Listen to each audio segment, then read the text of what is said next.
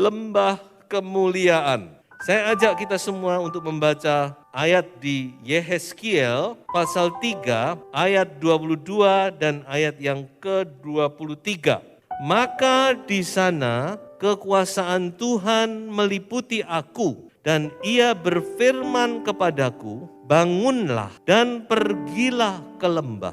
Di sana aku akan berbicara dengan engkau. Aku bangun dan pergi ke lembah. Sesungguhnya di sana kelihatan kemuliaan Tuhan seperti kemuliaan yang telah kulihat di tepi sungai Kebar, dan aku sujud. Yehezkiel adalah nabi yang dibangkitkan Tuhan di tempat pembuangan, yaitu di Babel. Jadi pada saat itu ada dua nabi besar yang mendampingi bangsa Israel.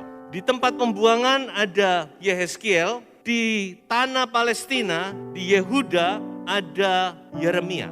Jadi kalau Bapak Ibu membaca Yeremia dan Yehezkiel ini sejaman.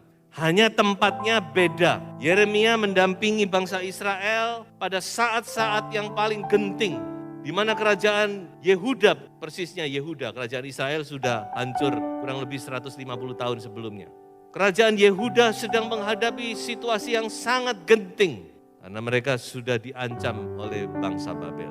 Yehezkiel ada di Babel. Mengapa dia kok ada di Babel? Karena dia ditawan. Ya, jadi penawanan ke Babel itu dari 3 gelombang. Pada gelombang pertama adalah Nabi Daniel. Kalau Bapak Ibu membaca Daniel, itu Daniel juga tawanan di Babel. Tapi dia gelombang pertama. 10 tahun lagi gelombang kedua. Nah ini Yehezkiel di sini. Dan gelombang ketiga kerajaan Yehuda hancur sama sekali. Jadi ketika kita membaca ayat ini, mengapa saya selalu memberitahu background-nya supaya Bapak Ibu belajar untuk mengenal, mengerti Alkitab. Jadi kalau Bapak Ibu tahu background-nya tentu akan lebih mudah memahami ya.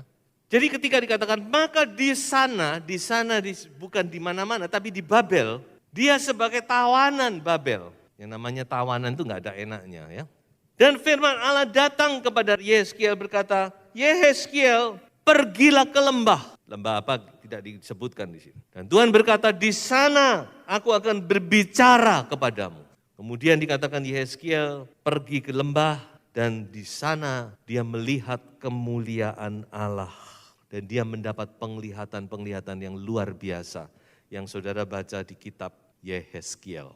Kalau saya membaca ini saya jadi teringat dengan Rasul Yohanes. Kalau saudara membaca kitab Wahyu itu ada kemiripan dengan Yehezkiel. Rasul Yohanes di dalam kitab Wahyu dia juga ditawan. Bahkan dia dibuang ke pulau Patmos namanya. Pulau yang kering, tidak ada apa-apa. Tapi justru di pulau Patmos itu dia mendapatkan penglihatan yang dia tulis di dalam kitab Wahyu. Nah sekarang kita masuk lebih dalam. Lembah, menarik sekali. Tuhan berkata pergilah ke lembah Yehezkiel. Saudara-saudara, orang kalau pesiar itu tidak pernah ke lembah. Tapi sepengetahuan saya yang namanya pesiar itu selalu ke gunung ya. Ke bukit, ke gunung, karena di sana udaranya segar, kita bisa melihat pemandangan alam dan sebagainya. Nah demikian juga dengan hidup kita. Di dalam pengertian rohani, lembah itu selalu konotasinya hal-hal yang tidak enak. Nanti kita akan lihat beberapa ayat. Jadi pengalaman lembah itu pengalaman yang tidak enak. Kalau bicara lembah itu berbicara tentang pengalaman hidup yang tidak menyenangkan. Kadang-kadang Tuhan membawa hidup kita pada pengalaman lembah, saudara. Kita mengalami kesakitan, di PHK, mungkin pekerjaan kita menurun, mengalami kerugian, terjadi konflik sana-sini, dalam keluarga, salah paham, dan sebagainya, difitnah orang, dan sebanyak saudara-saudara ya. Pengalaman-pengalaman lembah dan mungkin ada di antara Bapak Ibu yang mengalami pengalaman lembah ini. Dan saya mau katakan, tidak kebetulan. Firman Tuhan ini adalah untuk Bapak Ibu yang sedang mengalami pengalaman lembah. Di lembah ada kemuliaan Tuhan. Amin. Di lembah Tuhan mau berbicara.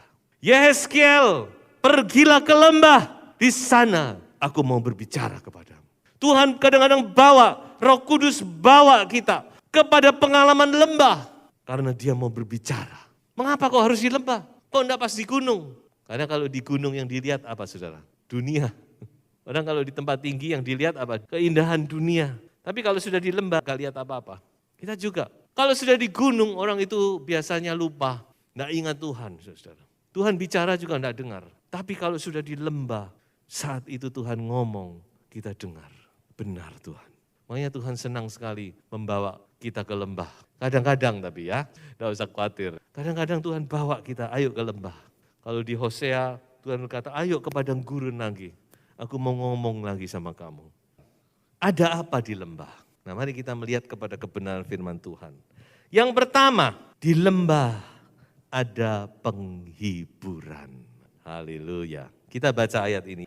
Sekalipun aku berjalan dalam lembah kekelaman, aku tidak takut bahaya, sebab engkau besertaku. Gadamu dan tongkatmu itulah yang menghibur aku. Sekalipun aku berjalan dalam lembah kekelaman, dalam bahasa Inggris dipakai kata valley of the shadow of death. Lembah bayang-bayang maut, bukan cuma lembah kekelaman. Lembah kekelaman itu lembah yang memang lembah tidak dapat sinar matahari, memang kelam. Tapi ini dibayang-bayangi dengan maut. In the shadow of death, ada bayang-bayang maut yang membayangi kita. Raja Daud berkata, aku tidak takut bahaya. Mengapa kau tidak takut bahaya? Karena Raja Daud melihat penyertaan Tuhan. Haleluya. Dan Tuhan juga berjanji, aku ini Allah Immanuel, Allah yang menyertai kamu. God is near with you. Kata Immanuel berasal dari kata imanu, imminent dalam bahasa Inggris. Artinya near, dekat. Tuhan menyertai kita, saudara. Raja berkata, gadamu dan tongkatmu yang menghibur aku. Mengapa kok gada dan tongkat itu menghibur? Gada itu adalah simbol dari perlindungan, protection.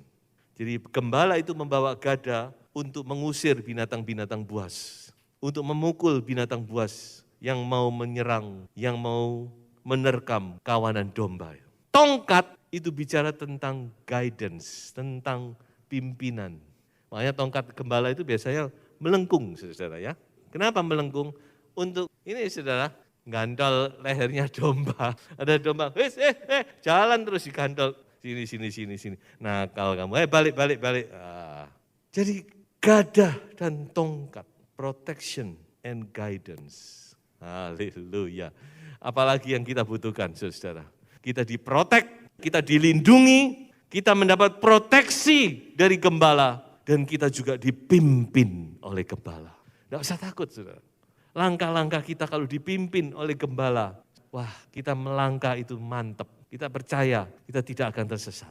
Lembah kekelaman, di lembah ada perlindungan Tuhan, ada penyertaan Tuhan.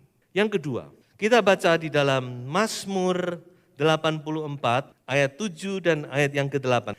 Apabila melintasi lembah Baka, mereka membuatnya menjadi tempat yang bermata air. Bahkan hujan pada awal musim menyelubunginya dengan berkat. Mereka berjalan makin lama makin kuat, hendak menghadap Allah di Sion. Yang kedua kita melihat dalam ayat ini, kembali Raja Daud mengungkapkan pengalaman hidupnya. Dia berkata di lembah Baka. Baka di sini bukan pengertian bahasa Indonesia alam baka ya, bukan. Baka di sini adalah terjemahan langsung dari bahasa Ibrani Baka, B-A-C-A, yang artinya adalah weeping, tangisan. Jadi lembah Baka itu artinya adalah lembah tangisan. Seperti yang saya katakan di awal khotbah ini, bahwa lembah itu identik dengan pengalaman yang tidak nyaman, tidak enak.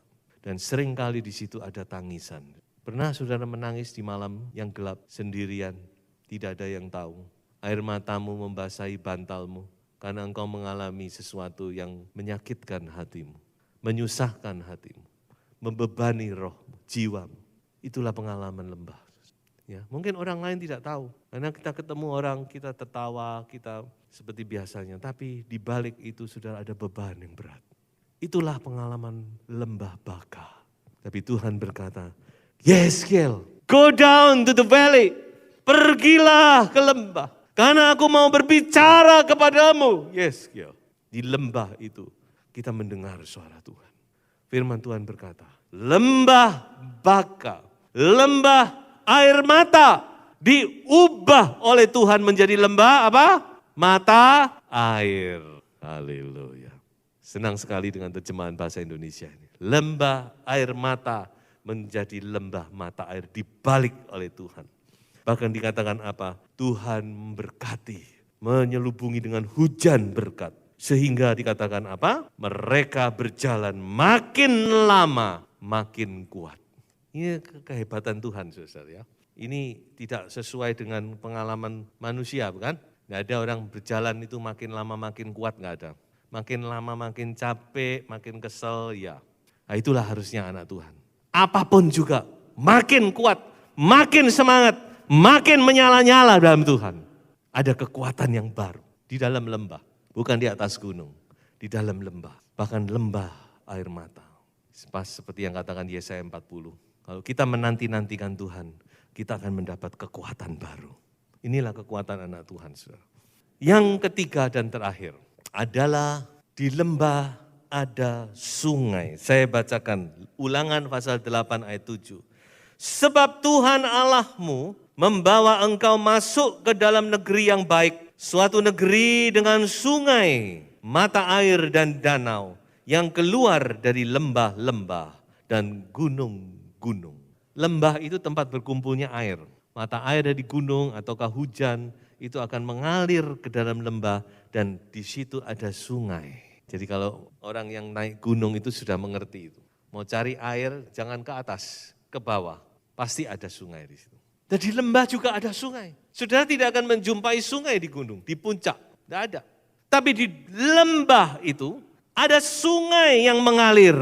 Yang memberikan kepada kita kesegaran, kekuatan, yang menyenangkan hati kita. Dan sungai itu berbicara tentang Roh Kudus, saudara-saudara. Mazmur berkata di kota Allah ada sebuah sungai yang mengalir. Dan itu nanti ditegaskan lagi di Wahyu. Dikatakan di kota Yerusalem baru itu ada sungai yang mengalir. Yang menyembuhkan kita. Itu bicara tentang Roh Kudus. Setelah itu dikatakan gembala yang baik itu kalau menggiring domba, dia tidak menggiring jauh dari sungai. Dia menggiring ke mata air, ke air yang tenang. Supaya domba itu kalau haus, dia bisa mampir minum di situ. Tuhan baik, amin. Dalam keadaan apapun, Tuhan itu baik. Dia menyediakan sungai bagi kita. Ada yang dahaga, ada yang capek, ada yang suntuk hatimu, ada yang takut hatimu. Saya mau katakan, sungai Roh Kudus ada di sisimu. Ayo minum dari sungai Roh Kudus itu. Dia Allah Roh Kudus, Parakletos kita. Yang dikatakan oleh Tuhan Yesus, aku akan selalu menyertai kamu. Aku Allah Immanuel. Dari awal sampai akhir tahun, Tuhan tidak pernah meninggalkan kita. Saya tambah satu ayat lagi. Injil Matius pasal 1 ayat 23. Sesungguhnya anak darah itu akan mengandung dan melahirkan seorang anak laki-laki. Dan mereka akan menamakan dia apa? Immanuel. Yang berarti Allah menyertai kita. God is with you. God is near you. Waduh, senang sekali. Kita sebagai orang percaya, kita menghadapi hari esok itu dengan penuh sukacita. Amin. Apapun terjadi di depan kita, kita tidak tahu. Tapi satu hal yang kita tahu, Dia adalah Allah Immanuel yang tidak pernah meninggalkan kita. Ayo bersemangat. Haleluya.